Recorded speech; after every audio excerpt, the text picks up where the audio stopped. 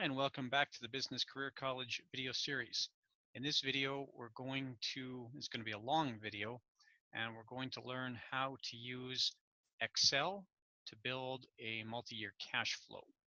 Now, you could do this other ways. You could do this using your financial planning software potentially. You could do this using other spreadsheet type software.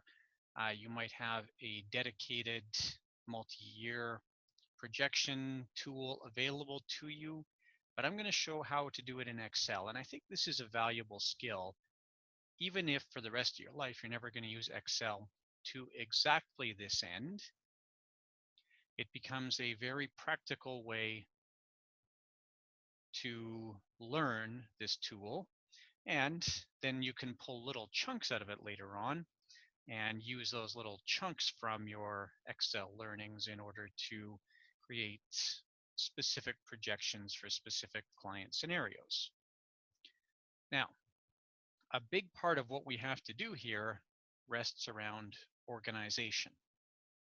And I'm going to start then by organizing things a little bit. We're going to do some more organizing as we go through. And this is what we're going to find is that this Excel document is very much a living, breathing document.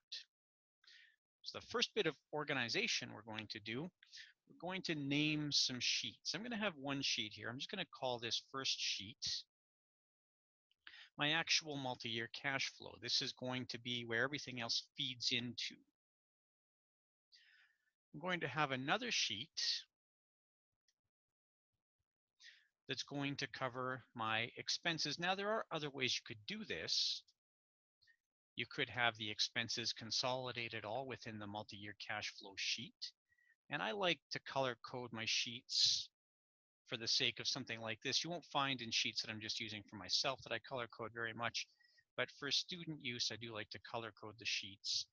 And that way it becomes a little bit easier to navigate around, especially as you have so many sheets that you might be working with. So now I've got a couple of color codes in there, and we're going to do another sheet here for income. We're going to have a few debts as well. So we've got our multi-year cash flow, our income, our expenses. We're going to add a sheet in here for credit card number 1.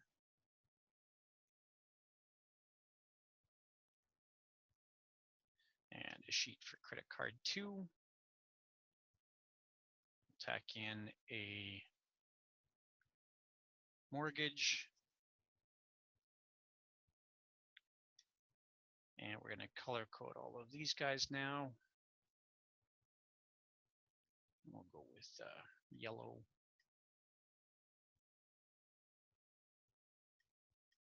For the purpose of our debts.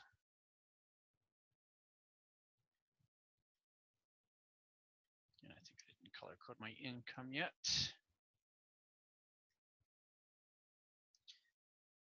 And we'll have some accumulation as well. We'll do his RRSP. We'll give him a name later on, but for now, his RRSP is just fine.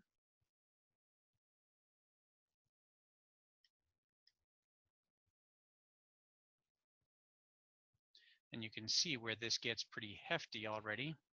Now I have my Excel minimized to sort of optimize the recording space, but you can see here that once we get into so many sheets, you do have to navigate around in the sheets a little bit, and you can just use the little dots here or the arrows left and right. If you're using older versions of Excel, then you'll have a little arrow over here where you can push over to the right, or a little arrow over here where you can push over to the left. And we're going to have some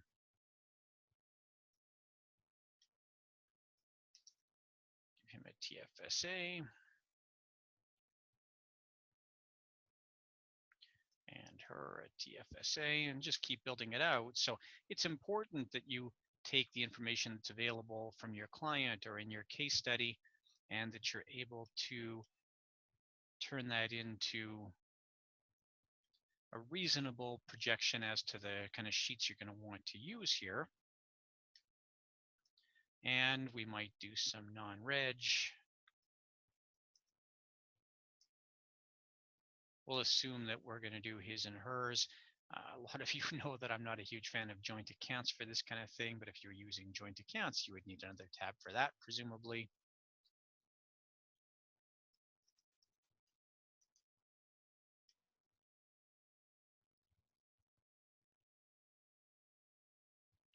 And those of you that have watched me do this before, you've seen me use a sheet that I'll call data. And our data sheet, this is the sheet where we're going to basically consolidate everything. I'm going to make it a nice bright red there.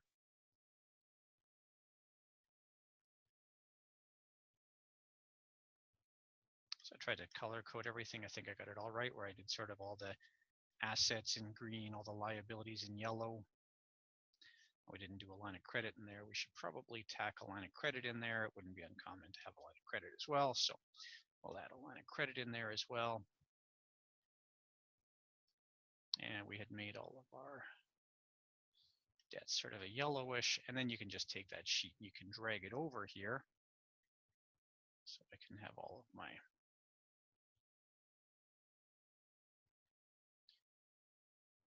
and I want probably all my assets together. So I'm going to drag the RSPs over together. And I probably want expenses somewhere closer to the front. To move it though.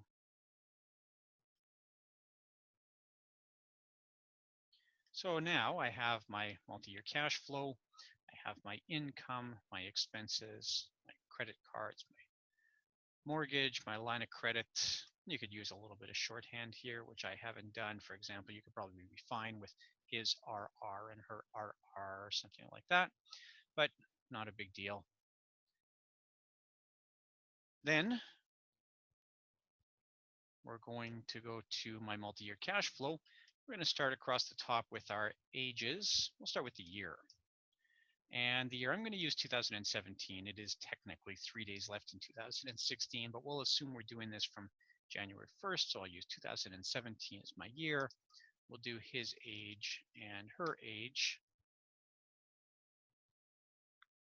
And we'll give them names now. We'll do Tom's age and Anne's age.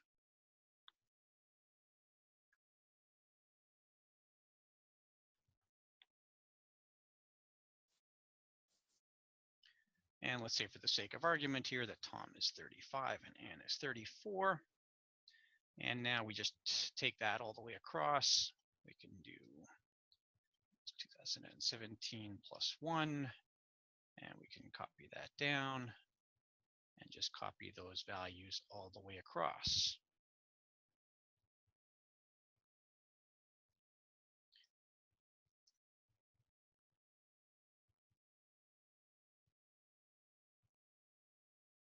And we'll go to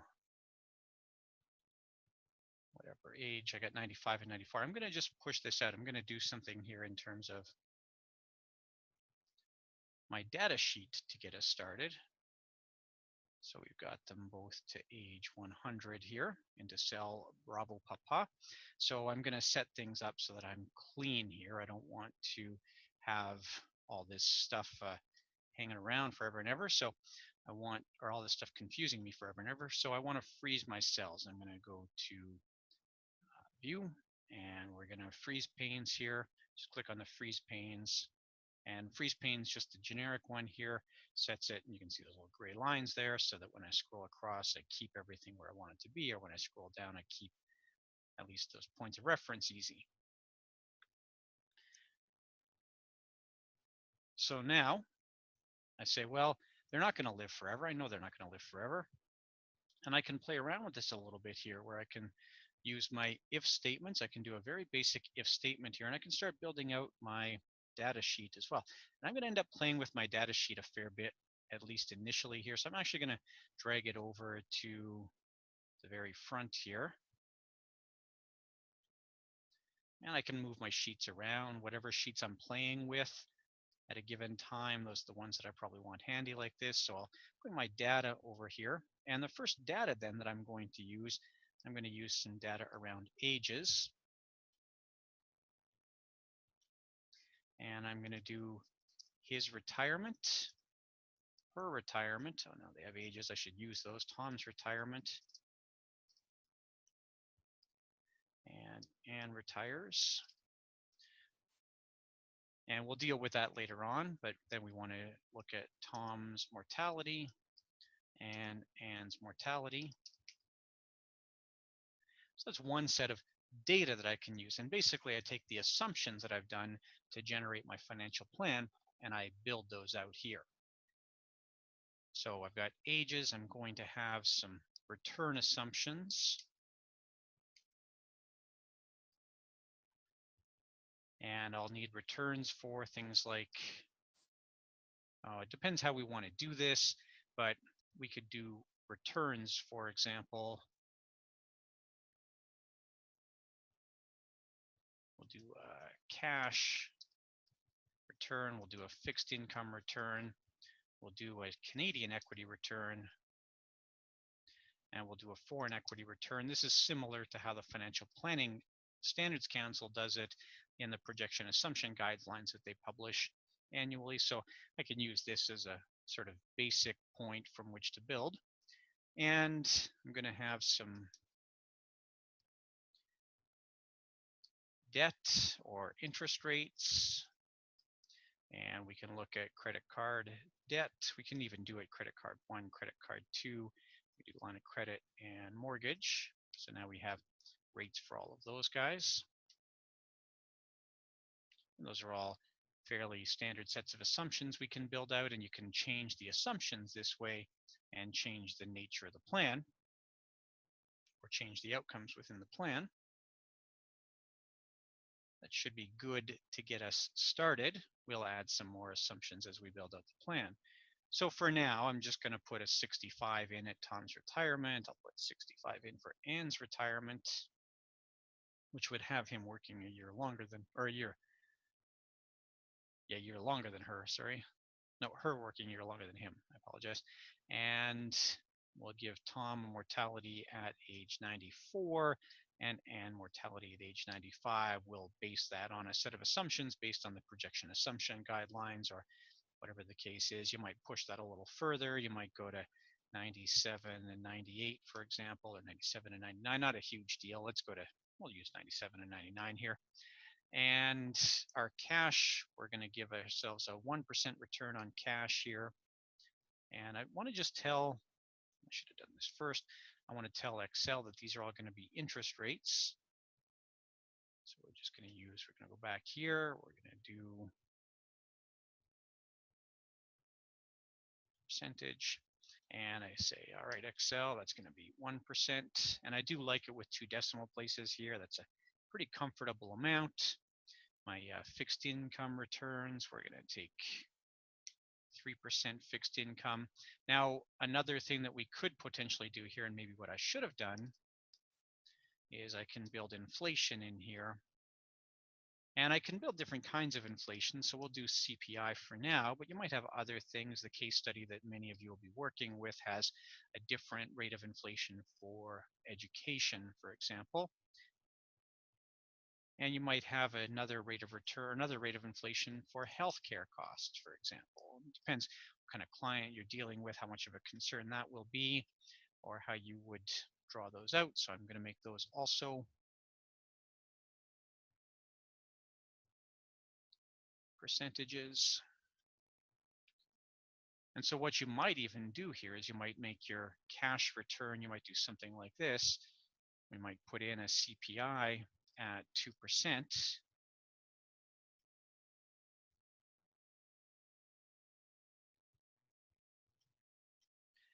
Just get my decimals right there. And I might say, hey, cash, this is actually, and this is really how you could probably do this. It's a little bit more accurate. You take CPI minus 1.00. Sorry, how do we do that?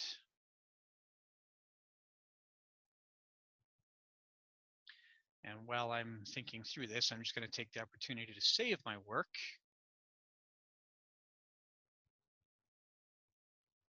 And don't forget to save often while you're working through this. I'm just going to save to my desktop here.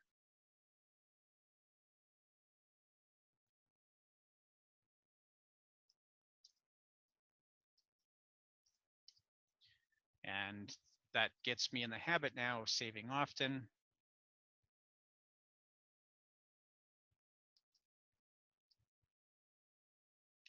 None of those are what I want.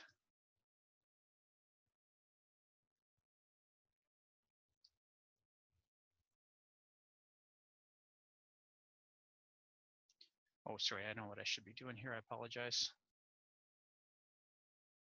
So we're going to do a second row here for discounted by, and that's what we'll do. We'll do cash then. It's going to be discounted by, we'll say 1%.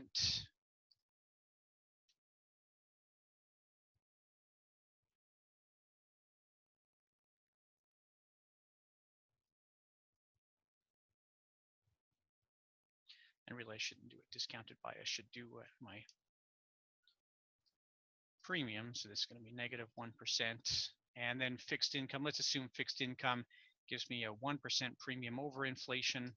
Again, I can manipulate all of these. Maybe Canadian equity returns give me a 3% return over inflation, and foreign equity maybe gives me 4% premium over inflation. I can manipulate those, whatever the case is. Now I'm going to do is, I'm sorry about the delay there. I'm going to take this one minus this one, and I believe this should have me in the right place here. Add those, and my fixed income return then is going to be based on inflation plus my premium over inflation to 3%. And now we're in good shape. And I can actually, if I want to get a little bit lazy here, sort of, I can just go in, I can hit F4 here, make this an absolute reference, which is a tool we're going to use a fair bit of.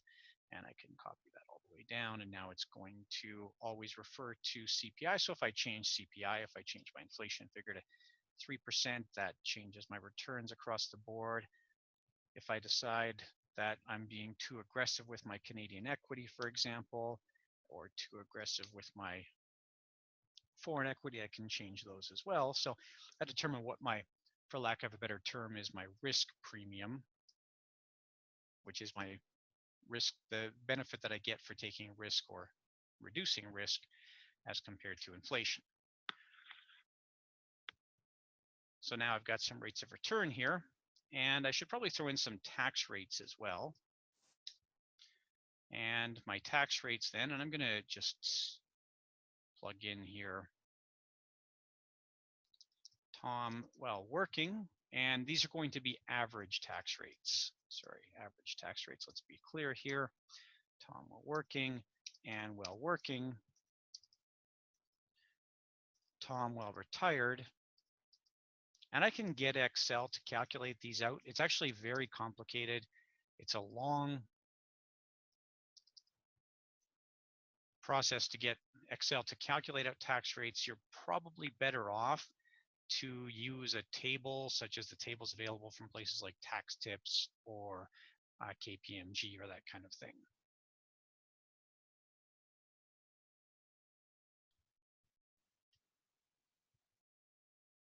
If you leave some assumptions out for now, it's not a huge deal. I'm just going to plug some tax rates in here though. And again, I'm not too fussy on getting these exactly right. So let's assume that Tom is at a 40% tax rate while working, and we might adjust that when we come up with some income later on. And we'll put Ann at a 42% tax rate while working. And then, oh, sorry, those are pretty high for average tax rates. Let's knock that down to 35, 32, and 34. And retired, we should see lower tax rates while retired. We'll put Tom at 22%, 24%, or maybe even we assume we're going to split that out evenly and we do them both to 22%. Not a huge deal because we can manipulate those all later on, but it's nice to have those tax rates. And again, we might look at different rates of inflation on different assets and so forth, and maybe education. We're going to build out, how about a 3% inflation rate for education, maybe 3% for healthcare. And we should look at housing costs probably as well. So we're just going to insert a row here.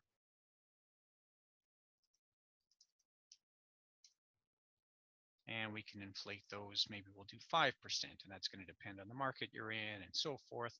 You might have even done something like we did up above, where we might do a premium here. And maybe we say, hey, education is at a 1% premium. And this keeps everything nice and consistent, so that if we change our base inflation, everything else comes off of that, or everything else adjusts off of that. So you might do something like this and just do like so, and make that an absolute reference so that we're always going to refer back to that initial cell B4. And then if I change my, or sorry, B17, and now if I change my CPI to 2.5, for example, it dominoes through everything else. I'll just keep it at 2. You can see that now changing my CPI has a lot of impact right across the board, but the impact is logical here. We have rates that all make sense relative to that inflation number. And you could do this with other things as well. So maybe with our interest rates, we base those on our CPI as well. Maybe not, maybe they're fixed against other variables. It's a bunch of different possible outcomes here. Let's say for now that we're just going to base our credit card rates on the credit cards that we actually have in place. So we'll do something like this. Maybe we have a line of credit at 7%. Line of credits actually do tend quite often to be variable and based on that risk premium again, or based on that premium to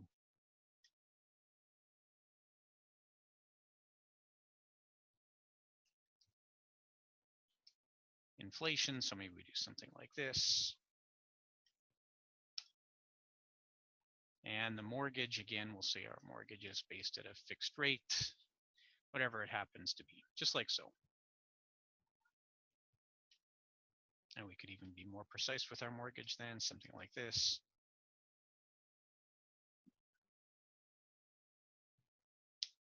And now I can see that I forgot to include my house as a value here. So where I plugged my assets in, I'm going to go and I'm going to give myself one more asset, and we're going to tack a house in here as well.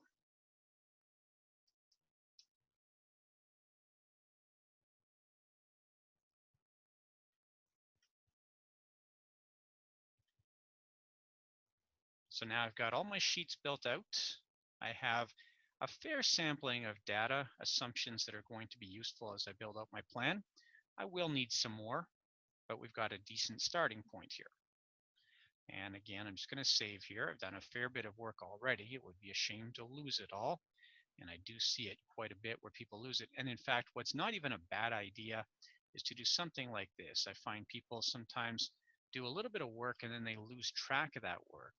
So I'm just going to make a second version of this, and I'm going to save it as of 10:56 a.m., which is the current time. And now I have a version that is sort of a library version or an archival version. That's everything I did up to 10:56 a.m. And now I've got my new version from that point on. I'll have a lot of files by the time I'm done, but it sometimes happens with Excel that you make a mistake and you can't figure out how to undo it, and you want to go back and tweak things. So now we pop over here to multi-year cash flow. And first thing is, it doesn't make sense then to have these ages go beyond Tom and Ann's mortality. And what I might do then, it's actually pretty easy here. We're gonna, and I wouldn't necessarily do this in a real sheet, but it can be handy, because if I change my assumptions later on, I can change everything else. So what I might do here is I say, hey, I'm gonna use an if statement. And if Tom is dead, then he's not aging anymore. So my if statement will use my data, and I'll say, all right, if the previous year was the year in which Tom died, then let's just stop doing this. So I'm going to refer back to the previous cell. So if that number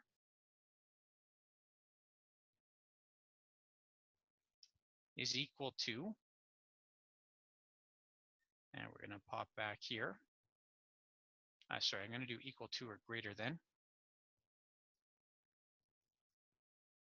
believe that's how to do equal to or greater than in Excel. I might have to flip those around afterwards. I honestly just can't remember right now.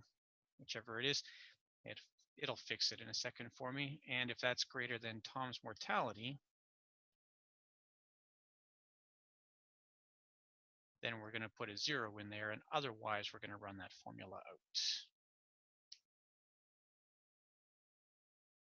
And Excel is going to warn me. It says, hey, this is different from other cells beside it. That's what that little warning means. I'm going to fix that very easily here. I'm just going to copy that all the way across. Those warnings are fine.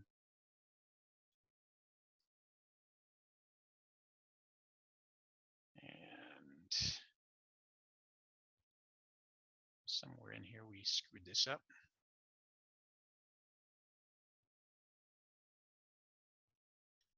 So it took me a second here, but I figured out what I did wrong is when I get over here, I'm referring to C4. I don't want to refer to C4.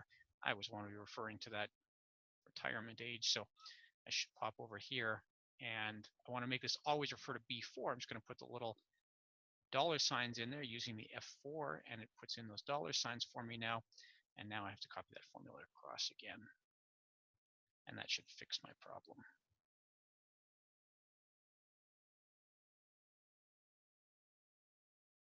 And now we can see where Tom retired. Now my kind of problem here is that I start re-aging him, which doesn't really happen. And there is another way to do this where I could do an OR statement in there.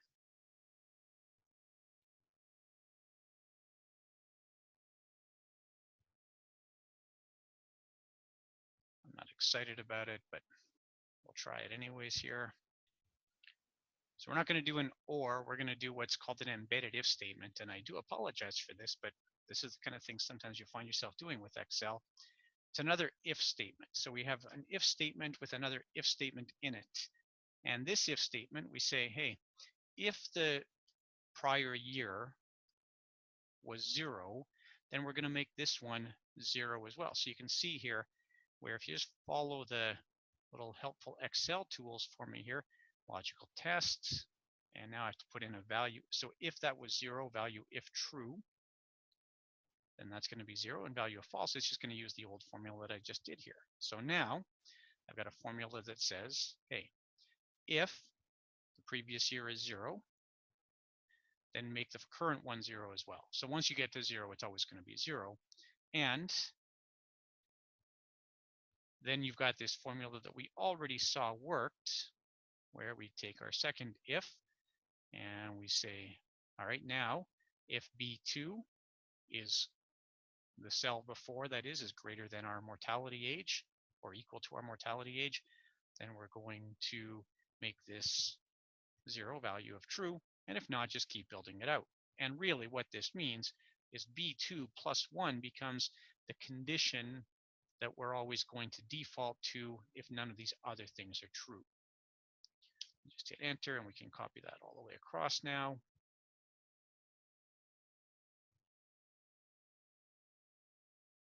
And we can see then that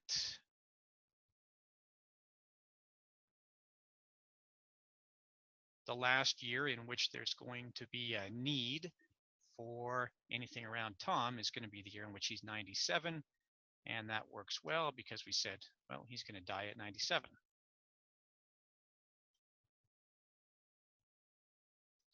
And we can do the same thing for Anne then, where we start to build out Anne's formula here.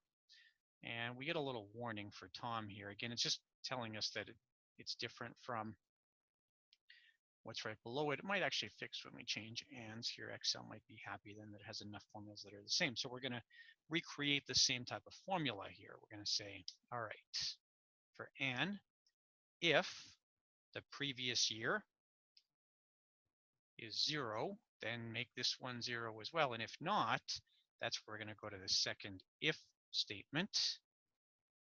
And my logical test here will be if that previous year is greater than or equal to Anne's mortality. And again, we have to hit that F4. We got to lock that in, make that an absolute reference. And if that's the case, then we're going to say no, no more. She's not going to continue to live after that point. And otherwise, we're just going to take that previous year's value,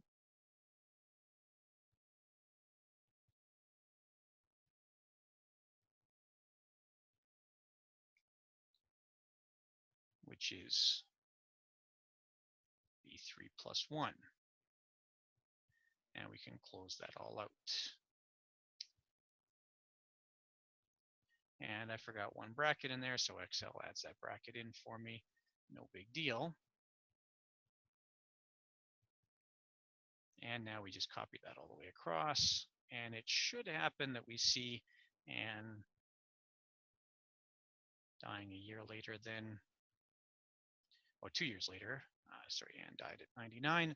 Then Tom doesn't. If we want to just make sure that's working right, we can just change Anne's mortality to something a little bit more aggressive here. And yeah, we get zeros all the way after, but let's pop her back to age 99 here. Wave the wand, get that sorted out.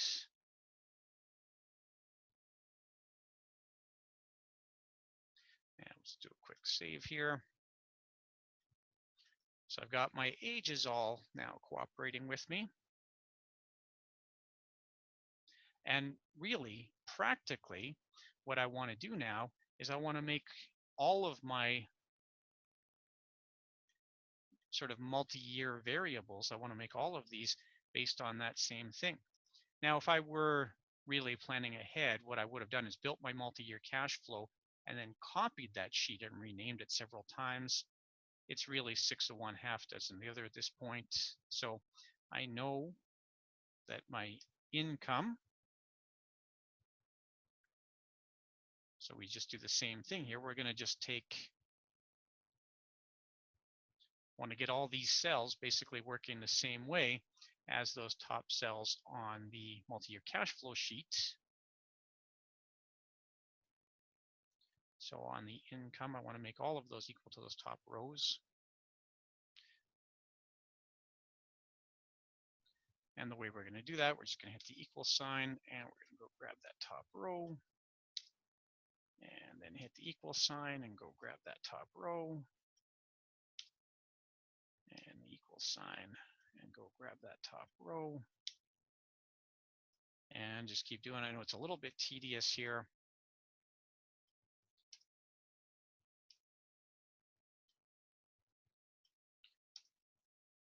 But we'll see in a second here that it does get easier.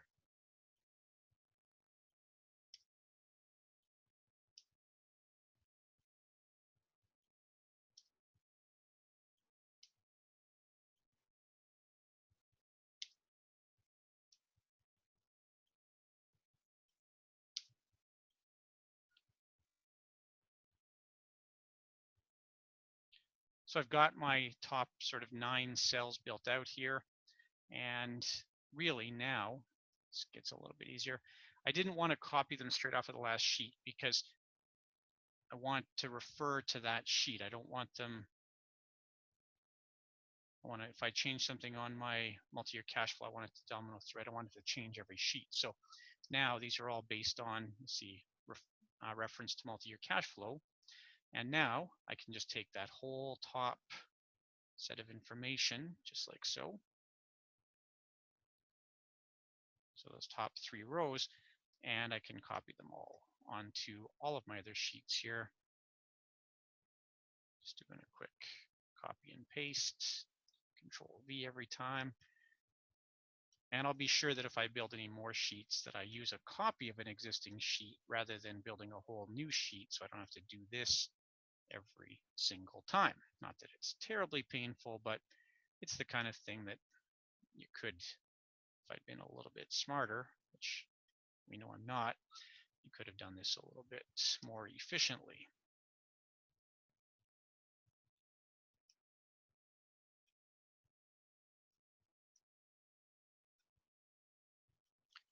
And we're getting there, we're almost done.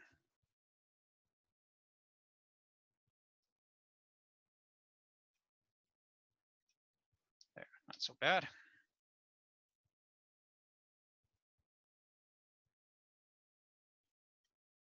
Okay, so now we have our sheet with a pretty good structure behind it. Again, I'm just going to do a quick save here. And we're going to start playing around with income a little bit. So we'll have an income row here. And there are a bunch of different ways that we could do this, and it really depends on the information that we are presented with as far as Tom and Ann go. Now, again, I'm going to do a little freeze here.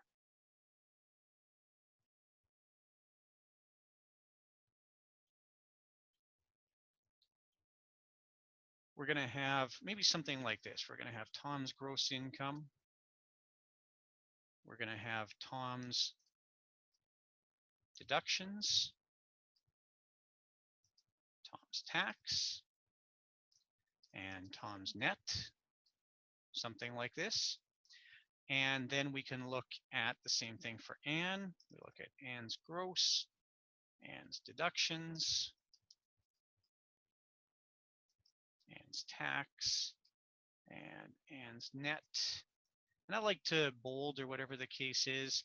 So I'm just going to bold the row that shows Tom's net and Ann's net.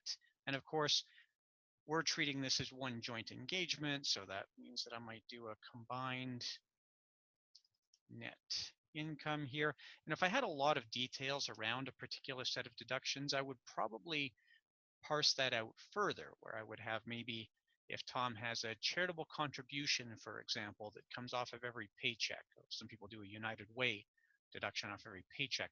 I might actually separate that out as a distinct item, but not a huge deal for right now. We don't have that level of granularity available here. So we just work through it like this.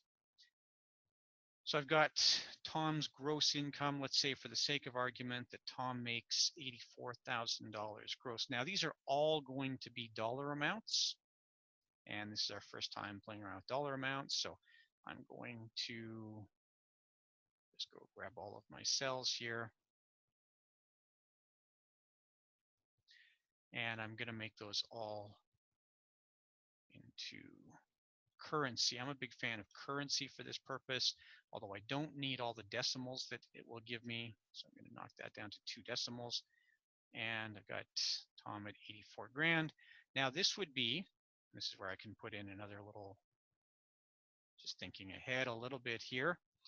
And we're going to call all of this our employment income. If we had income from other sources, we would build that out as well. We know that we're going to have some retirement income. And we'll build that out later on as well. Retirement income, I could have a bunch of different things here. I might have Tom's pension. I might have that bolded. I might have Ann's pension. I might have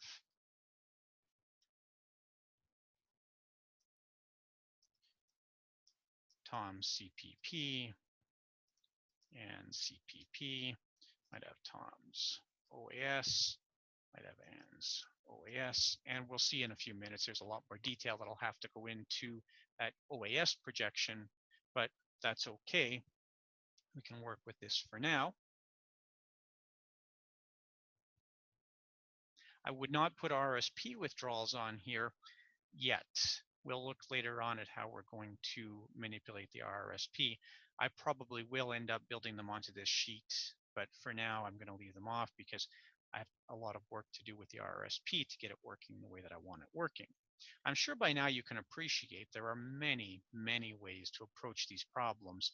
I'm trying to do this in a manner that's going to give us a relatively clean and easy to follow spreadsheet. It's not always the case, but that's what we're shooting for here.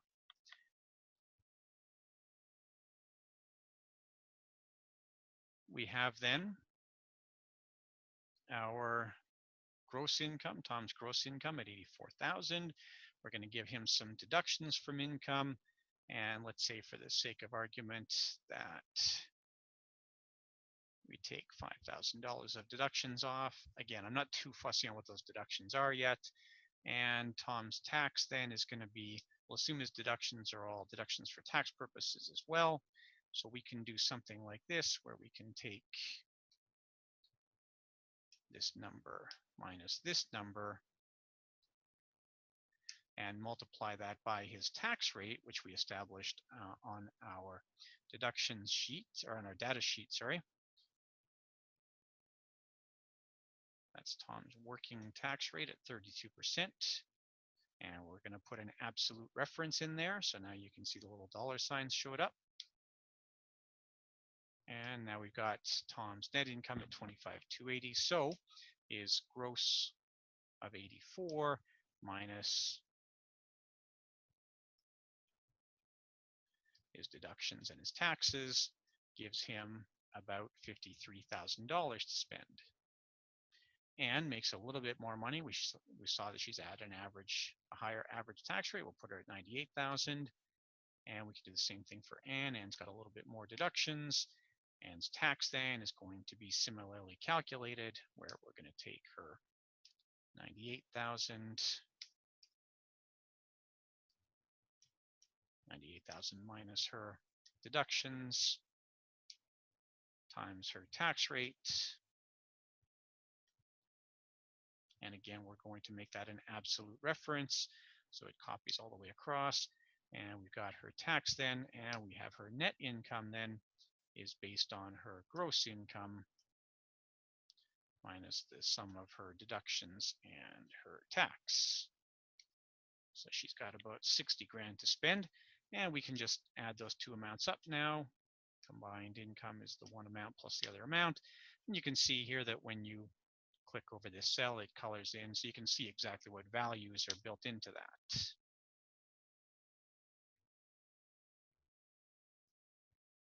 Now we want to start building out multiple years here, so we can add inflation. And let's assume that inflation affects both of their salaries equally at the basis of CPI. So we would just take the gross income here times 1 plus, and we're going to go to our inflation row here. And assuming that it's impacting it equally, we just take that amount. We're going to get an F4 that. And now it's going to be this absolute reference always. And we should really do the same thing here where we take Tom's deductions, and we're also going to assume that those will inflate. Now what we could have done is we could have said his deductions are a percentage of his income. That's not always accurate. It makes it a little tough with things like Canada Pension Plan, but we'll just go with assuming his deductions increase with inflation, which will be close. So you could get a little more precise if you wanted. You could break it out into non-inflationary deductions and inflationary deductions or something like that. But for the purpose of crystal balling for such a long time, that's a hard thing to do. So again, we're going to do the same thing times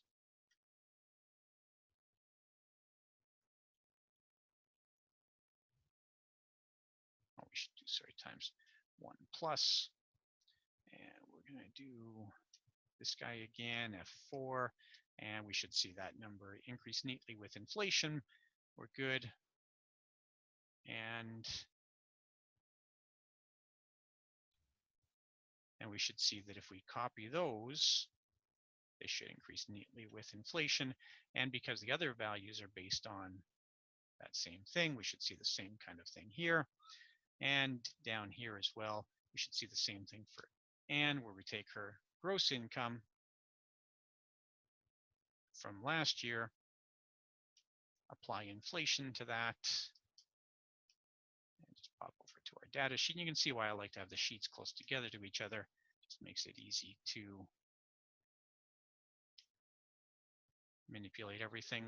And same thing here, we take last year plus 1 times 1 plus that last year's inflation.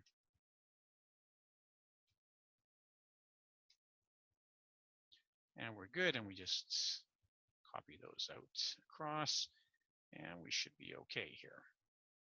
What we really should end up with is everybody's income growing on a roughly inflationary basis. Now, their income isn't going to grow like that forever and ever. And it's actually possible we might have had a different inflation number for income if you've got sometimes government workers who going to have two different increases. Sometimes they have performance increases and inflationary increases. Their incomes can often grow at a pace faster than inflation. But we're going to assume here that incomes are just growing with inflation. I don't think, by the way, that it's okay to be conservative just for the sake of being conservative. I think what's more important is that you be realistic. So understanding Tom and Anne's actual situation should help you to understand how to actually apply inflation here. Now, as I mentioned, it's not going to grow like this forever. Eventually, Tom and Anne are going to retire. And this is where we can say, well, hang on a second. If Tom is retired, then he doesn't have income anymore. And the way we're going to do this, we say, all right, if Tom's age here, so we look at Tom's age, if that happens to be equal to, and we're going to go back to our data sheet, if that happens to be equal to Tom's projected retirement,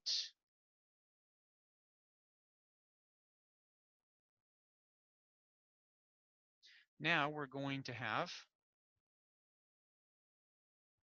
just a 0 in here. And if that amount is anything other than his projected retirement, then we just make that the previous formula that we worked with. So now we'll just play around with this one for the time being. If we copy that all the way across, and we really just want to go to somewhere here about so that we can see if it works or not. And it did not. And I think we can see why here, because when we get out here, I'm comparing it to data E2. I forgot to put my $sign in there. So we just pop back here, and we should put our absolute reference in here. You can see that's a mistake that I regularly make. And we copy it all the way across. But that is why I like to make sure that things actually worked out as expected. Copy it all the way across, and there we go. Now we've got Tom. We said he's retiring at 65. His income has grown to that point, and by then he's got no more income, and we just zeroed his employment income from then until the rest of his life. And if we go and change his retirement age, let's have him retire at 66 here. We'll do 68, so it's a little bit more obvious. If we change that to age 68, we should see that there we go. His income didn't stop until age 68 now. And for his deductions, we also only want deductions to apply in a year when he's actually got income. So we should do the same thing here. Otherwise, we're going to end up with some funny negatives. Otherwise, this is going to end up paying tax on an amount that doesn't exist. We're going to end up with a net income in the negative. So we want to make sure that his deductions stop when he stopped working as well. And we can basically just take the formula from up above here and copy that down below. So we want to do if C2 equals that retirement age, we'll do the same kind of thing here. So we do an if, and we just again choose Tom's age. So if C2 is equal to that retirement age that we already worked with back here, and we're going to remember this time to make that an absolute reference, we're going to make that 0, and otherwise that's going to continue to grow. So now we should be able to grab all of these values and just copy them all the way across. And it looks good. It looks like we've got success here. When Tom stops working at age 67, that's the last time that he has deductions from income. That's the last time that he has tax to pay on his income, and that's the last time he has net income. Next year, nothing. And if we change that retirement age, as we've already seen, then it's going to change everything that goes along with that.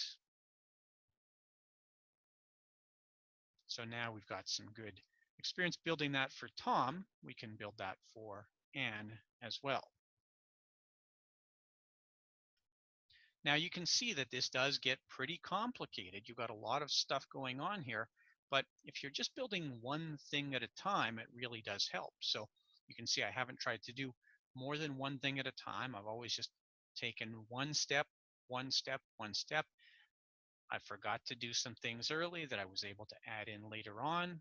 So don't get frustrated when you see the sort of quantity of information here. Just go back to the first thing and work from the first thing. Okay, so we've got Anne's gross income here. And we know that now that's got to stop when Anne is retired. So we're going to pick her retirement age. If Anne's retirement age is equal to, sorry, if Anne's working age is equal to her retirement age, we're going to F4 that. We're going to make that a 0, and otherwise we're going to continue and do the formula we just did. And we can do the same thing here. Excuse me, use another if statement. Again, Anne's age, if that happens to be the same as her retirement age, now it's time for her to retire. F4 that again, put my 0 in, and we're good to go. And now we should be able to copy those all the way across.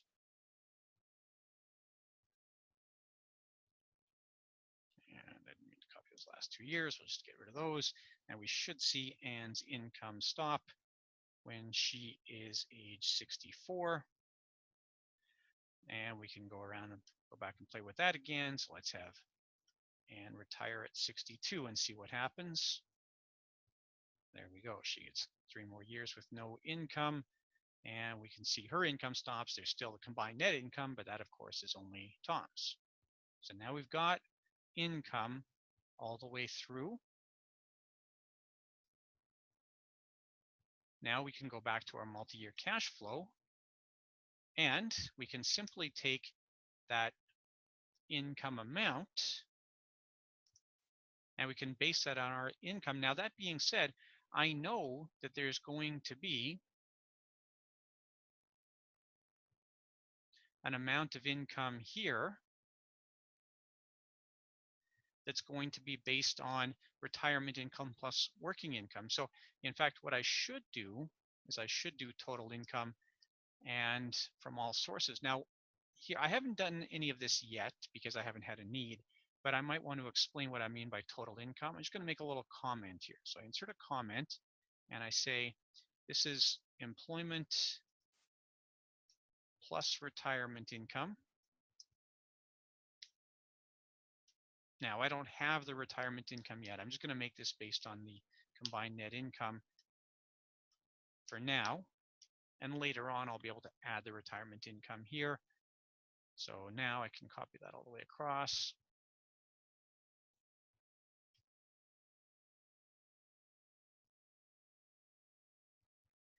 And we can take that amount. Now we pop back to multi-year cash flow. We say, hey, that's going to be based on my income. Bang, we're good to go. And I want those to be dollar amounts. Again, pretty much everything on here is going to be a dollar amount. And I'm just going to do that accordingly. Let's grab a whole bunch of cells and make them all currency. And take my pennies off. I don't need any pennies here. And I could just home button. This is where home is actually useful. Home and page up to get me where I want to go. So now I can copy that all the way across.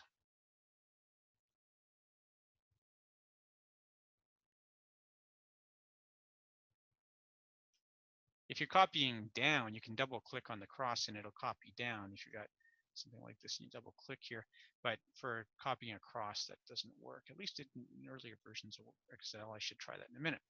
So now I've got that number running all the way across. I've got income. Good. Now we're going to do some expenses.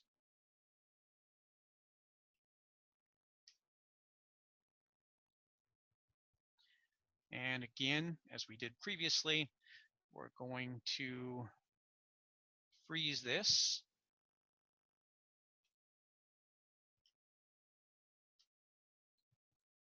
Now, expenses are a little bit potentially messier than income. This is where we have to break things out or have a little bit of detail here or figure out how we're going to approach this. Ideally, you've done an expenses sheet and you have some idea about how to break these down. here's what I'm going to do for my expenses. I'm going to set some fixed expenses. I'm going to qualify this in a minute. Again, this is not going to work for everybody. I'm going to have my housing expenses.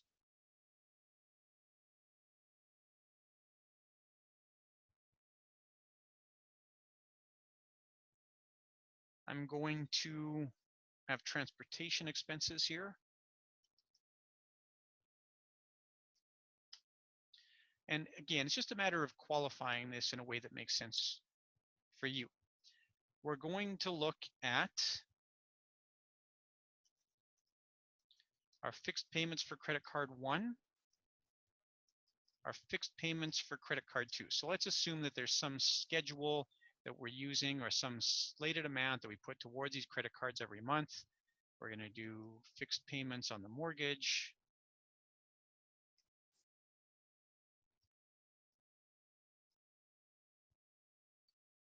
I better save. I haven't saved in a while here. We have the line of credit, so we better put some fixed payments on the line of credit.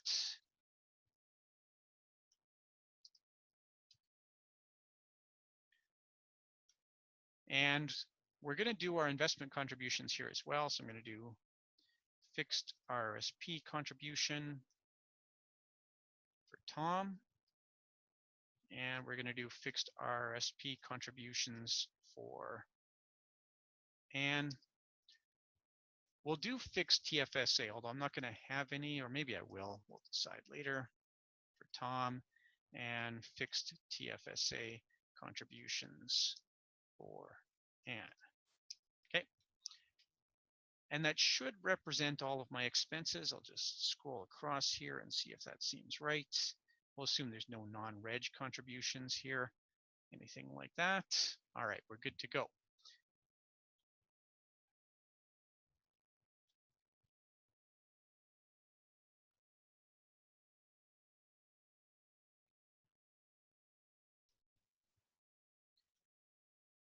So I've got now my expenses all listed out. I do want to quantify this. So fixed expenses, I'm going to give a little bit of a comment here, and I'm going to say, hey, this is things like food, clothing, medical, dental, housing expenses. This is going to include heating and utilities. Just so I have an idea what I'm dealing with here. Transportation expenses. This is going to include car loan, car lease, fuel, insurance, maintenance, and so forth. And I want to make sure that I capture all of my expenses here. I probably won't do it this way, or I won't do it here in this sort of short form, but if you're working from an existing net worth statement, it should be okay. I am going to add one more thing in here.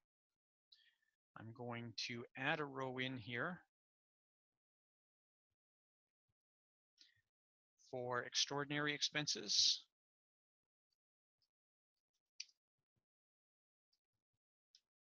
And again, I'm going to make a little note here for the kinds of things that might be extraordinary expenses. So maybe this is things like funding the kids to move out. Maybe this is a wedding for the kids. I won't put emergencies in here because emergencies would be unanticipated. I shouldn't have my unanticipated amounts on here. I should be dealing with those in a sort of what if set of scenarios.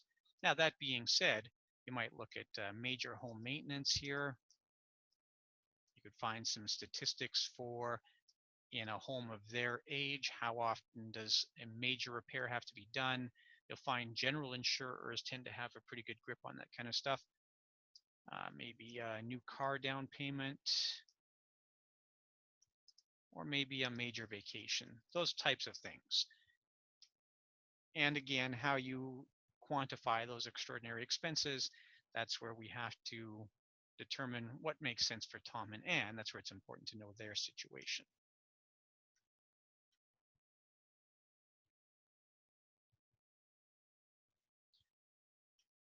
again, we'll assume that we're working from some sort of a worksheet here.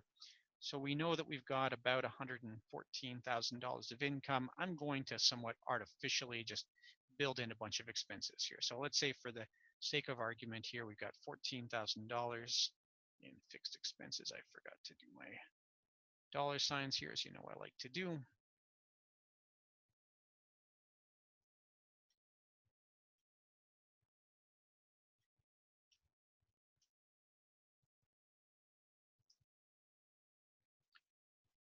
We've got housing expenses, which by the way, you'll see doesn't include the mortgage.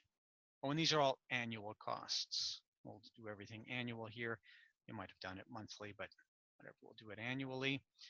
Transportation expenses, we'll give them 14,600 of transportation expenses. Extraordinary expenses, I would probably not put in a scheduled amount here. I would probably do this a little bit differently and just put in amounts that I think make sense given how they kind of live their lives. Now, if it makes sense to level that out and say, whatever, $10,000 a year, but you probably, at least for the next 4 or 5 years, can look forward and say, you know what, this year 10,000 makes sense. Next year, we don't have any extraordinary expenses on the horizon. The year after that, maybe we expect that there's going to be some home maintenance to do. The year after that, it's going to be time for some new cars, and we're going to have to make some down payments on some new cars. The year after that, that's the first time we're going to see maybe one of the kids ship off to university, and there's going to be some costs there, whatever it happens to be. Now, you should be incorporating inflation into those. So inflation is not going to sort of tie in neatly here. And again, I'm going to just make a comment for myself concerning that. So I'm just going to build a comment or add to my comment here. And I'm going to say inflation calculated elsewhere. There would be a way to do that in Excel, but it's pretty nightmarish to do it within the context of this sheet. So let's assume that that's already done. Now, our fixed payments, credit card, mortgage, line of credit, we're going to draw all of those from elsewhere. I think my expenses are a little bit low here. We're going to add, I totally forgot about some lifestyle or discretionary spending, so we should probably have some of that happening.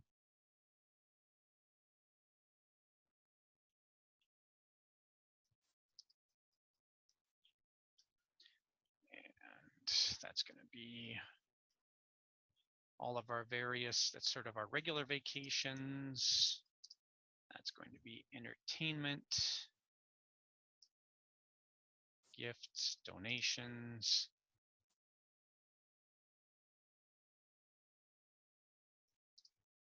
fitness, eating out, whatever else fits into that category. And again, we'll have them spending a little bit of money here.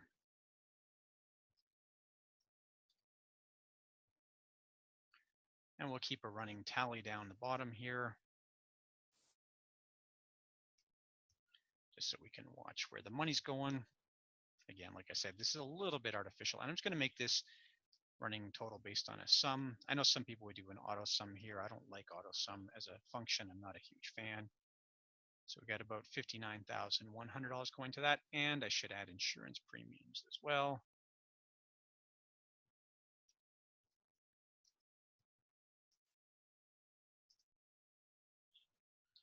And again, a little explanatory note for this. I already took care of auto insurance elsewhere. And let's call this all insurance except auto. So we incorporate that into our transportation costs. And we've got $6,200 in insurance premiums, and just keep building out like that. We should probably be spending a little bit more money here.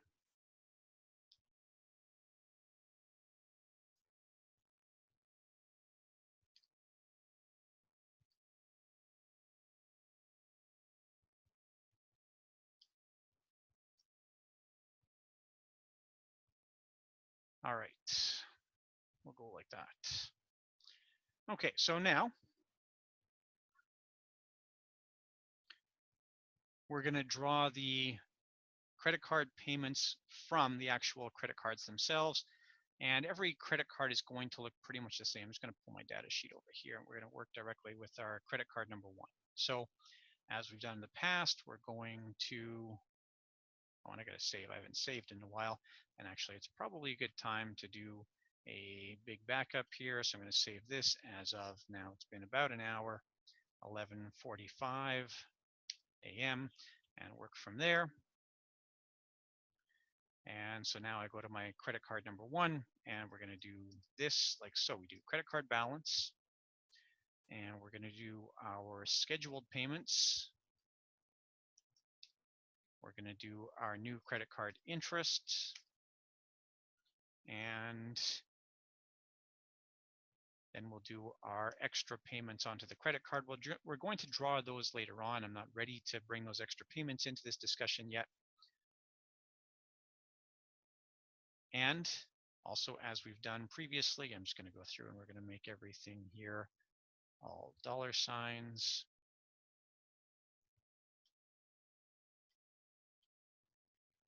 Currency, and just knock the decimals down again. All right, so let's say for the sake of argument here that Tom and Ann have a credit card balance of $12,000 on their first credit card, and currently they're making scheduled payments on the credit card at a rate of $2,000 a year. I'm going to put that here on my credit card sheet. There's a few different ways to approach this. We have credit card interest then. So credit card interest is going to be based on the starting balance for the year. And I know it's not perfect. You could be a little bit more precise here, but we'll assume that the payments reduce the amount of interest that you're going to pay. So we've got then that amount times our data sheet, and we looked at credit card number 1. We're going to F4 that, and we've got some credit card interest here. Extra payments we won't worry about just yet. And actually, we shouldn't do extra payments. We should call this changes to credit card balance. And later on, I'm going to math this properly so that it's based on a surplus available or a deficit to this card.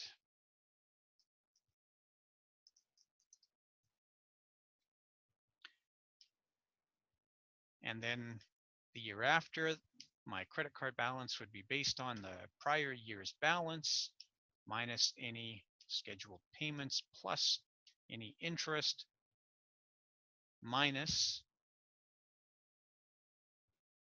any change to the credit card balance. And really, I should fix this right now.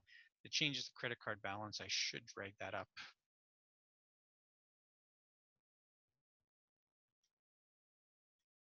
I should drag something somewhere. But anyways, just do it like this. Changes to credit card balance and credit card interest.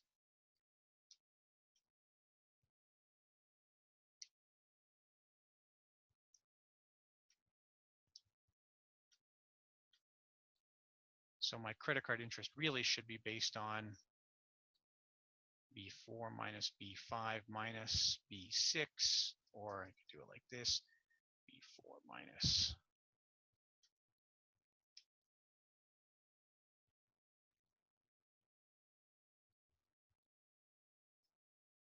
I think that'll be right. We'll know once we have a variable in there. And so now I still have the same thing here. And I just have to fix that. So that's my B4 minus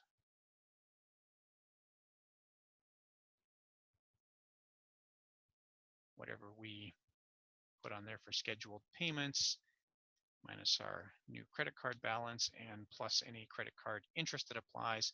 So we still have a $12,000 balance next year. Really, we're just making the minimum payments here.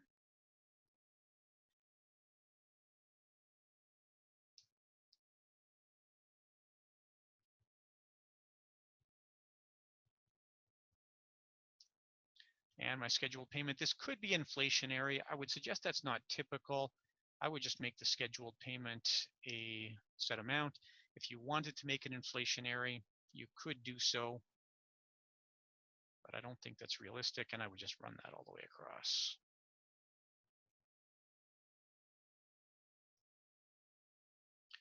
And there we go. So that's our first credit card done. All the credit cards are going to work pretty much the same way. You just have to know what we're doing in terms of, when I want to do a freeze panes here. I thought I did freeze panes, sorry. We just have to know what we're doing in terms of that starting balance and the amount of interest. So we can pop over to credit card number 2. Just copy this stuff over from credit card number 1. Freeze our panes again. Make everything here a dollar amount.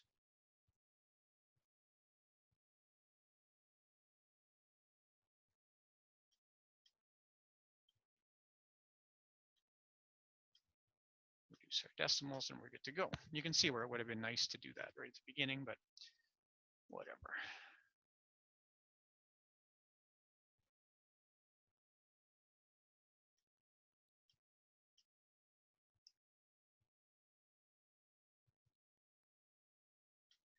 All right, so let's say on the second credit card, we got a bigger balance here at $28,000. We've got scheduled payments happening here at $5,000 a year. We've got changes to credit card balance then. We have none of those just yet. We'll deal with those later on. And our credit card interest then is going to be based on our initial balance minus our scheduled payments minus any changes to credit card balance. And we want to make sure that we do this up properly. So we're going to multiply all of that times our credit card interest rate, which is just sitting neatly over here on our credit card data sheet. We're going to F4 that and work that across. And for this one here, we just want to make sure that we capture that properly. So the 28,000 minus the scheduled payments minus the change to the balance and plus the new interest. And we can now, sometimes Excel does this weird thing where it wants to build everything out by a dollar, and I'm not sure why.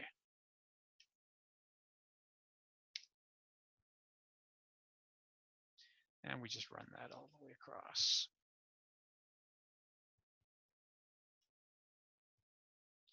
And when you get that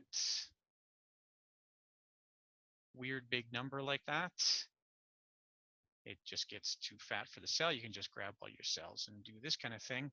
And that makes all the cells fat enough to accommodate their data. Now that doesn't make any sense. Basically what's happened here is we've paid down the credit card to the extent that now you're actually building a positive balance on your credit card. Nobody's paying you 20 or 12% or whatever it is to hold a positive balance in your credit card, and you normally wouldn't carry much of a positive balance on a credit card. You certainly wouldn't for an extended amount of time. So first thing is, the credit card balance should never be permitted to go negative. Now maybe we should go back and fix the other sheet, but it's easier to see the problem here. We'll go back and fix this on credit card 1 in a moment. So first thing is, when I start to do a formula for my credit card balance, I say, hang on a second here. This amount can never be smaller than 0. So what's going to do now, it's going to choose the larger amount. That's what maximum means, the maximum of 0 or whatever it calculates this way. So that'll stop it from going negative. And I can run that all the way across.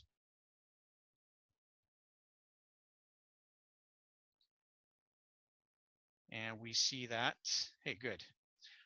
We never get a negative balance, but we do still have this kind of weird thing where we're still making a big payment on the credit card, even where we don't have much of a balance. So again, at the point where we start to apply a formula,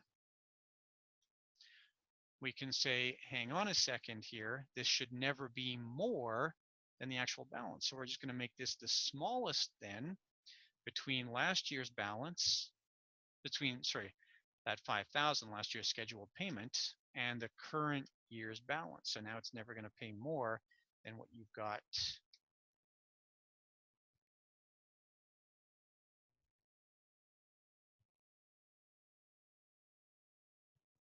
for your outstanding balance. So now, once the balance is down to 449, hey, we pay 449, we're good to go. And now no more credit card interest, which again makes a lot of sense. You pay down the whole credit card, you don't pay interest on it. All right, and I know there's a little bit of fidelity lost as far as the monthly amounts, but I think we're okay there. Again, for the purpose of long-term projections, this will get us where we're going. Now, I'm going to save right now because I feel like I've accomplished something. And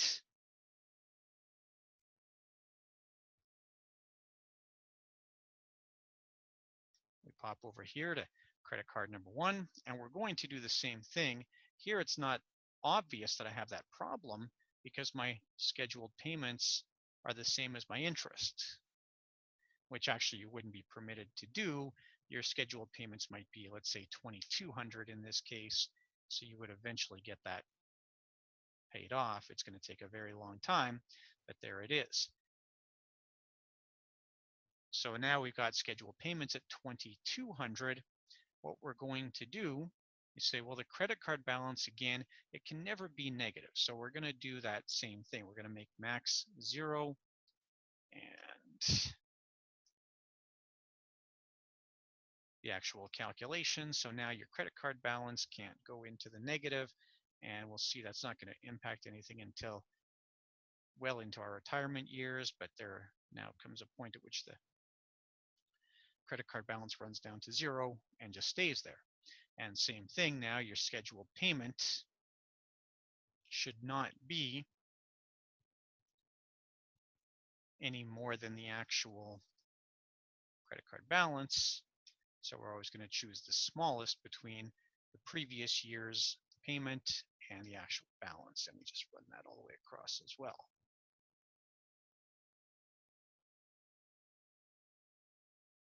Oh, somewhere in there we got an error.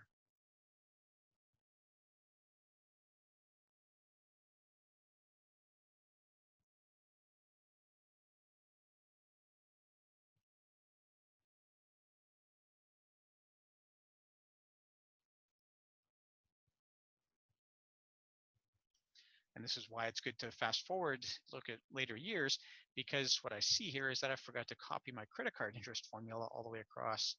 That seems pretty important, actually. And that's why I'm getting this error all the way across here. It's kind of a weird mistake, but it's the mistake that I made. And now you can see that the credit card actually does get paid down here. Got a credit card balance of $2,500. We put $2,200 onto it.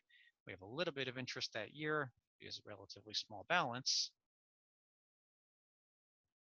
And next year, the balance is almost wiped out. We pay that off. We wipe out the balance. We're good to go. So now we've got my credit cards mostly dealt with. I do have one more thing that I have to take into account here. I go back to my expenses sheet, and on my expenses sheet, I'm going to take the fixed or the scheduled payment for credit card 1, and I'm going to take the fixed or scheduled payment for credit card 2. And now we're a little bit further along here. We've got those amounts now included. Now we can look to our mortgage.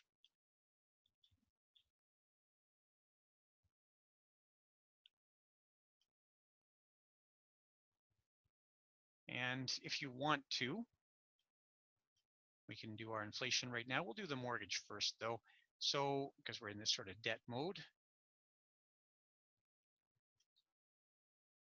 So we've got the mortgage principal outstanding. We're going to have our scheduled mortgage payments.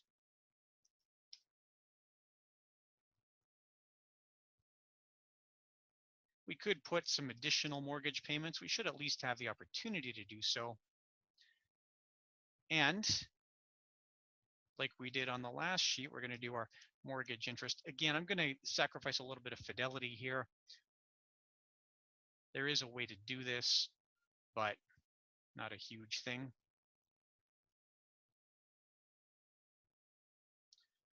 So my mortgage principal, we'll start off here, assuming that we've got a 300 and that's a little small. We'll go with a $480,000 mortgage.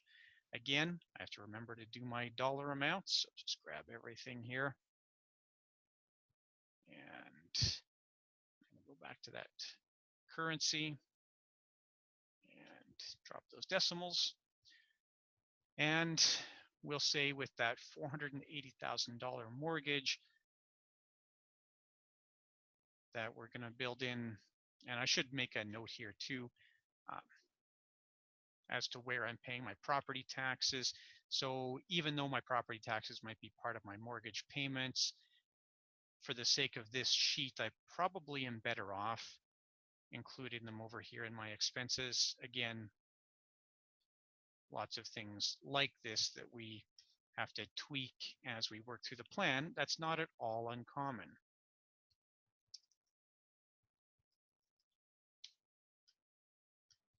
So I've got my property taxes included here, and we pop back here to our mortgage then, and scheduled mortgage payments.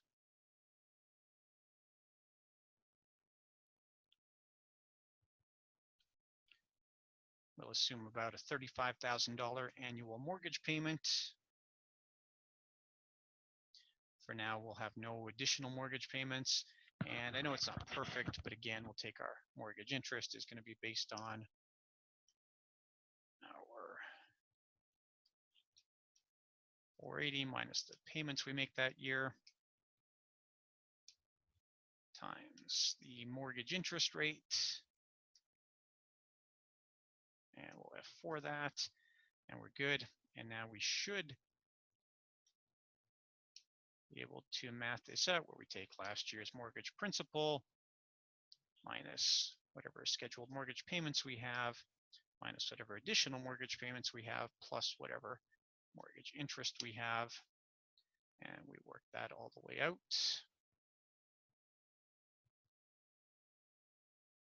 And we should be able to drag that across all the way to retirement. Now, of course, we're not going to have a negative mortgage, so we have to look to the point at which that mortgage gets paid down. Right here at age 52. And again, we just have to set it so that our mortgage principal can't go negative.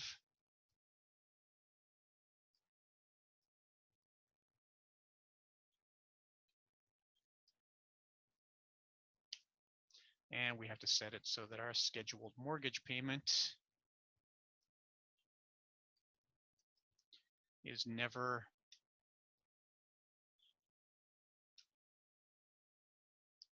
greater than the actual amount of mortgage. And if we copy that all the way across now, we should be good to go.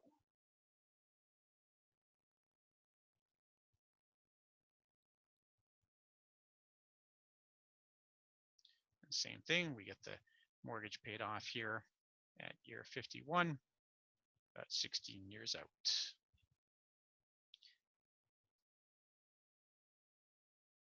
And again, if you wanted a little more fidelity, you could break this down into monthly payments. It's a little more complicated, but it can be done, or you can change the order in which the mortgage interest applies. What I could have done here maybe to get this a little bit more realistic, because the mortgage payment is semi-annual, is I could have done the first half year scheduled mortgage payment and then applied mortgage interest, and then done the second half of the year scheduled mortgage payment and then applied the other half of the mortgage interest. Whatever, it's all good for our purposes here, but there are ways to do this to develop a little bit more fidelity to it. And we're going to save right now.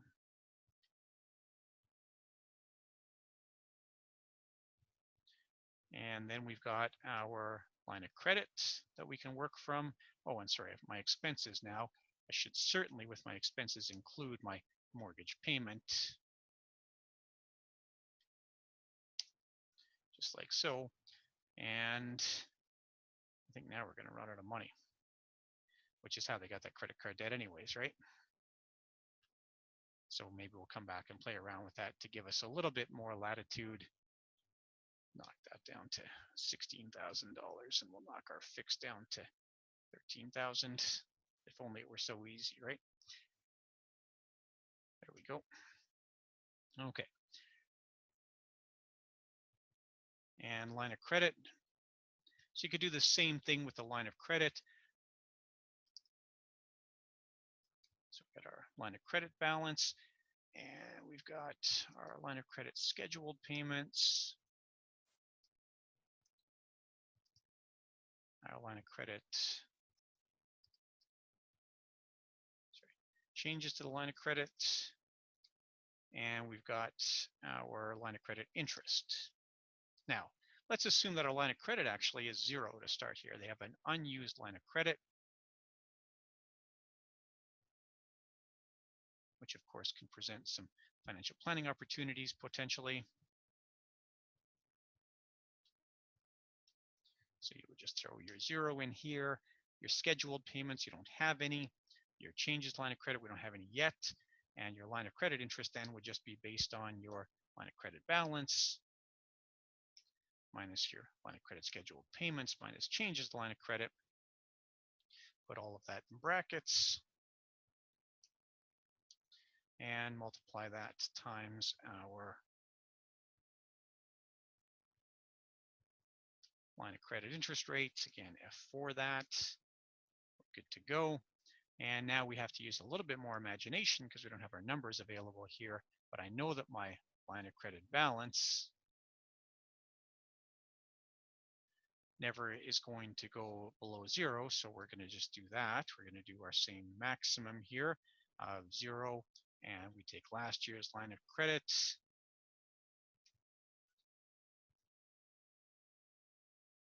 minus last year's scheduled payments minus last year's changes plus last year's interest. And we can run it out like that. And we know then that our line of credit scheduled payments would be equal to last year's amount, sorry, the smallest of last year's amount, or the actual balance,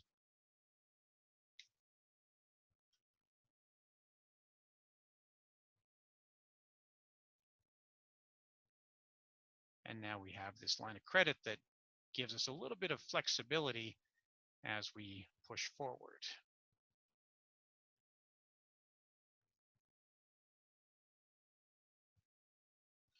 Nothing happening with the line of credit yet, but we've got some opportunity here. And I might even make a note here that maybe we have a $30,000 line of credit available.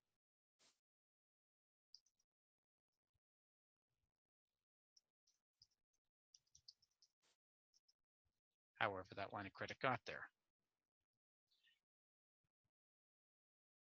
So we've done now our more challenging part of our expenses. Now we do still have, and I should just add our fixed line of credit.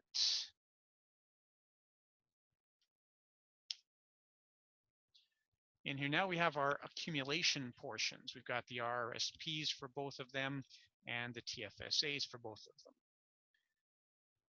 So what I'm going to do, I'm actually going to drag the whole expenses sheet over. And that gives me a little bit more room to work with. Now I'm going to save right now.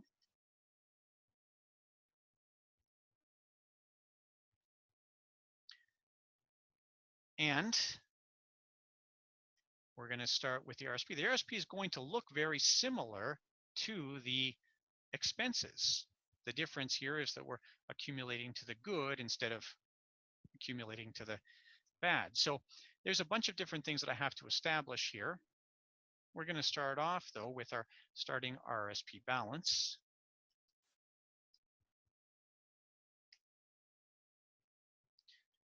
We're going to do our scheduled RRSP contributions.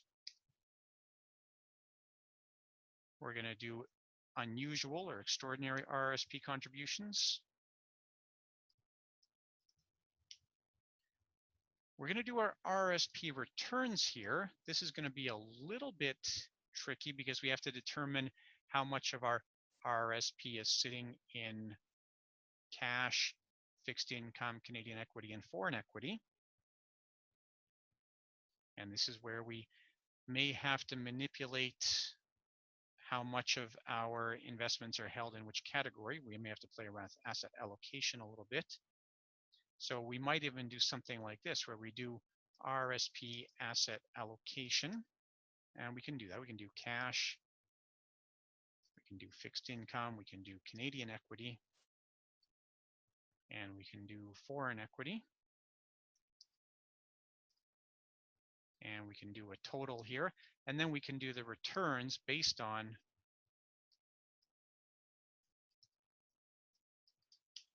our RRSP. Now, we're only going to deal with RRSP accumulation for now. We will deal later on with RRSP withdrawals.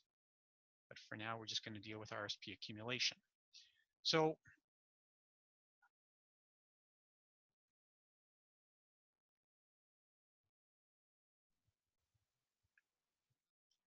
I've got my starting RRSP balance in. Let's say for the sake of argument, we've got $72,000 in here. Now, of course, as we've repeatedly seen, I haven't made that, into a dollar amount. So we're going to make that into currency, and we're going to drop our decimals here. And we're going to do the same for, sorry, I don't know why it grabbed the arrow there. I didn't mean for that to happen. We're just going to make that all currency now. All right, so let's assume here, for the sake of argument, that we've got $3,000 a year going into the RRSP. We're not going to have any extra RRSP contributions just yet. And then we have to deal with the asset allocation. So let's say, for the sake of argument here, now these are all going to be percentages.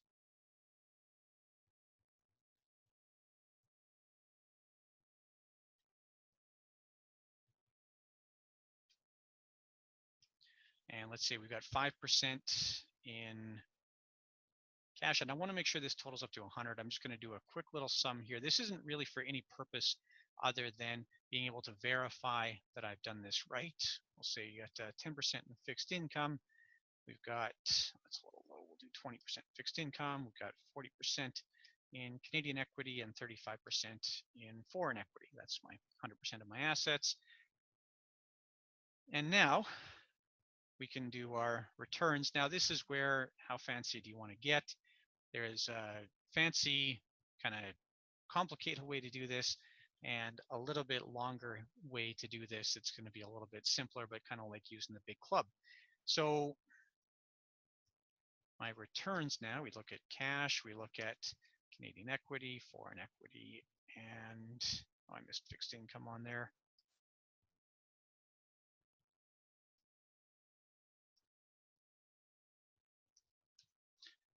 So what we can do now, we say, all right, cash.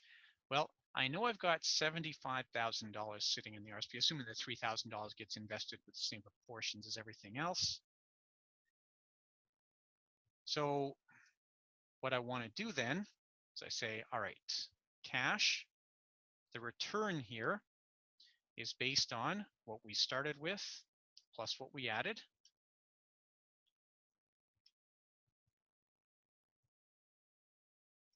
And actually, I do want a space for RSP withdrawals here. You can see this is going to be pretty complicated later on if I don't do it. So I am going to just tack in here. Oh, no, it won't be bad at all, but I'm still going to do it right now. It'll make my life easier later on if I tack in a place right now for RSP withdrawals.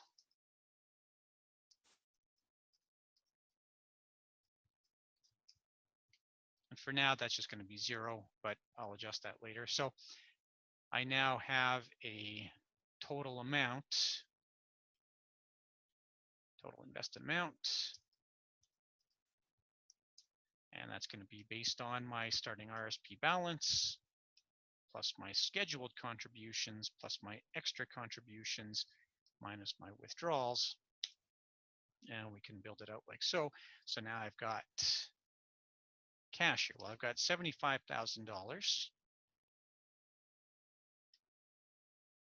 And that $75,000 represents 5% of what's in my RRSP. And it's generating a return that we saw back here of 1%. We're just going to F4 that. So we're making a whopping $37.50 on the cash portion of our RRSP. My fixed income, I missed my Canadian return.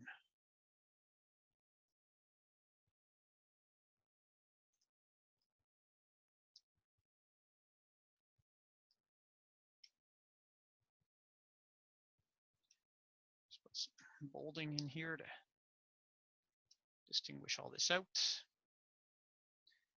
So and you can see it, I can play around with my asset allocation over time as well this way. If I get closer to retirement and I want to pare back on some of my risk that I'm taking, there are ways to do that by adjusting that asset allocation. I'll deal with that later on.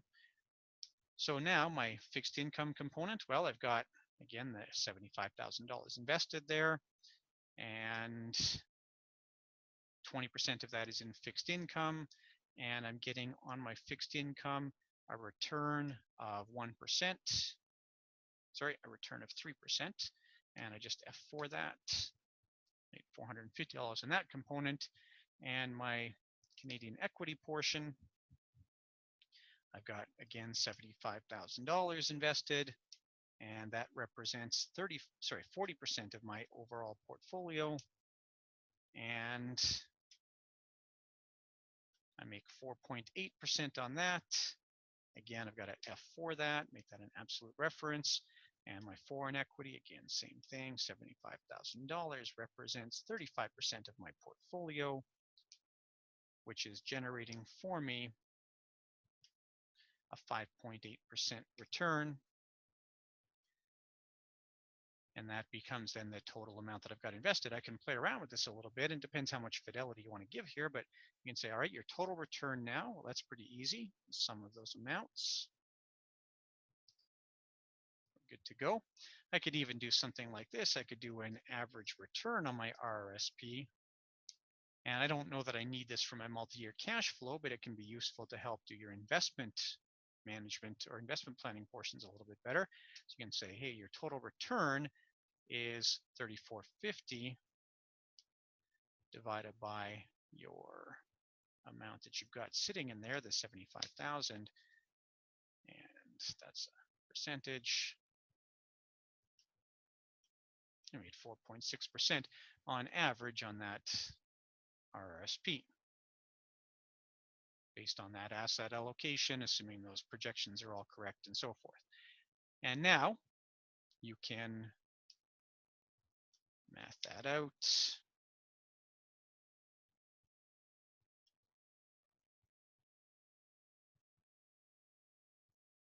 And so now next year's RRSP balance would be based on that total invested amount plus whatever new investment returns you got.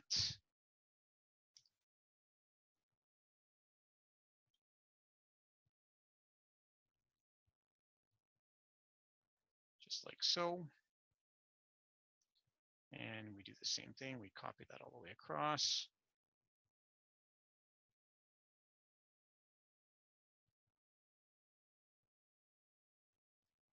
And something didn't copy right there. Right, that one right there. See, I forgot my absolute reference here. So maybe we'll put my absolute reference in. Because I should still be getting a 4.6% return. And now I can go and grab all of those values. And I can copy them all the way across.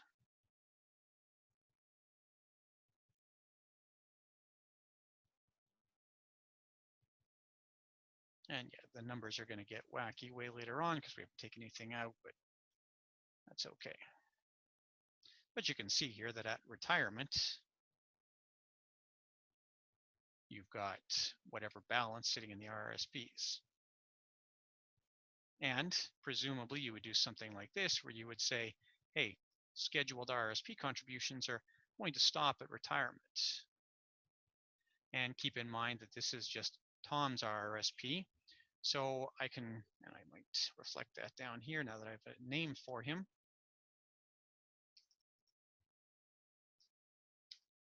So now I've got this Tom's RRSP, and I can change this one to Ann's RRSP. And I say, you know what? Yeah, it doesn't make any sense for that to be that 3,000 perpetually. I'm going to make that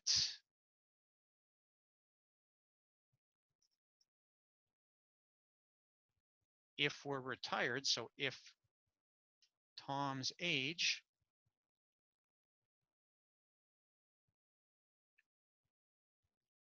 is greater than or equal to his retirement age, and we pull that back from our data here, then we're going to have a 0 in there. And otherwise, it's going to be based on that previous year's value.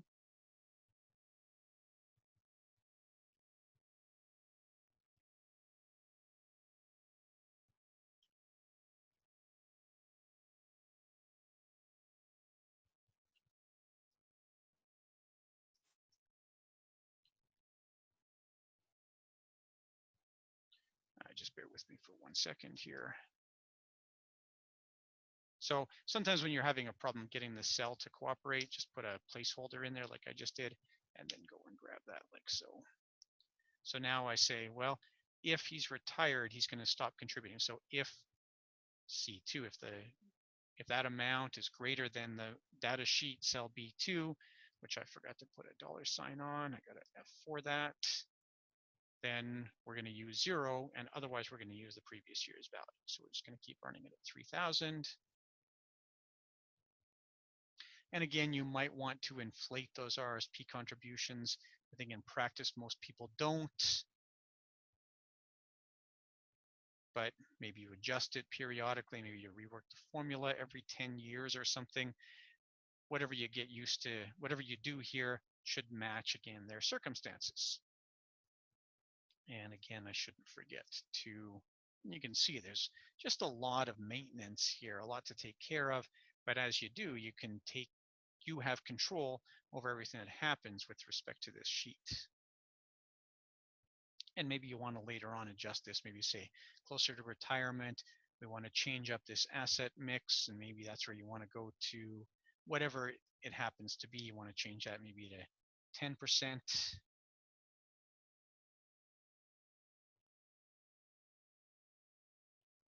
Oh, you know what I did there?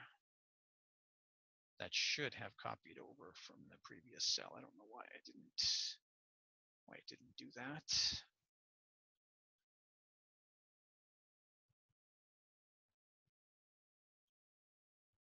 Yeah, that's what I want, because of course when I change that to 10%, it should have, yeah, there we go.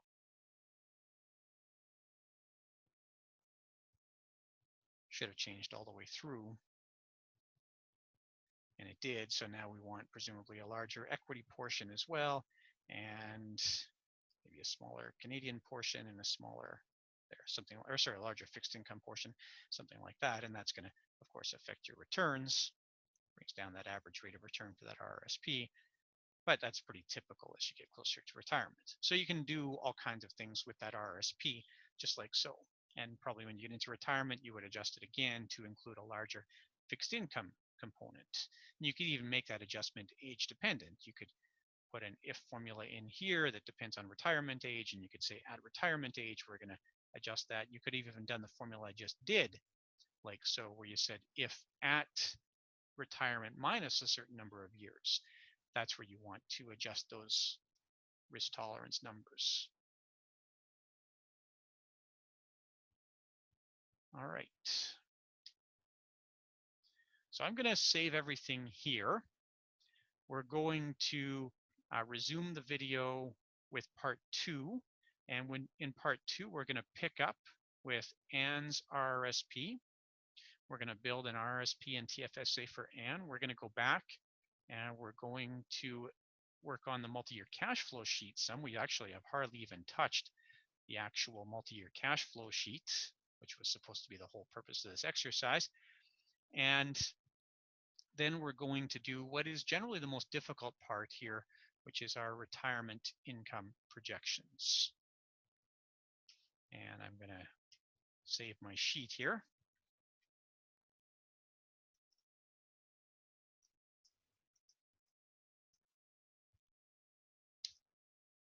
Again, remember to save often, make lots of notes, use the comments liberally as I did, for example, on my expenses sheet. Lots of comments here should really help you to understand what's going on and should help you to fully get a handle on things that you did. So now later on, if I think, oh, did I include the property taxes here somewhere? You know what? I just have to go back. Oh yeah, there they are. There's my property taxes. Good to go. Did I include homeowners insurance? Yeah, all insurance except autos and insurance premiums. So it makes sure that I can go back and reference my work. It's very hard to remember later on what you did right now. Thanks very much, and I hope you enjoy your continued studies.